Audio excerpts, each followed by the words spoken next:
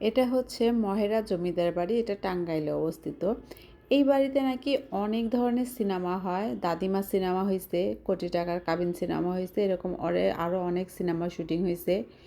এই বাড়িটা দেখতে বাহির থেকে অনেকটা সুন্দর, যদিও এটার ভিতরে প্রবেশ নিষেধ, আমরা ভিতরে প্রবেশ করতে পারি নাই, বাহির থেকে দেখছি। আর এখানে আমরা পিকনিক করার জন্য গিয়েছিলাম, আমাদের মতো আরও অনেক মানুষ এখানে পিকনিকের জন্য গিয়েছিল।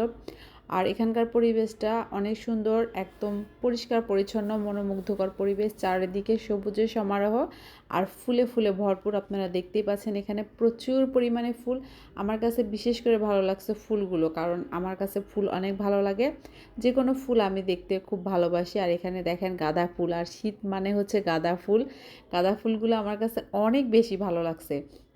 আর এখানে গাঁদা ফুল ছাড়াও আরও অনেক সুন্দর সুন্দর ফুল ছিল। আর আপনারা দেখতে পাচ্ছেন যে ভেতরটা কত সুন্দর পরিবেশ, মানে পরিবেশটা একদম পরিষ্কার পরিচ্ছন্ন, পরিপাটি করা। আমার কাছে খুবই ভালো লাগছে জায়গাটা।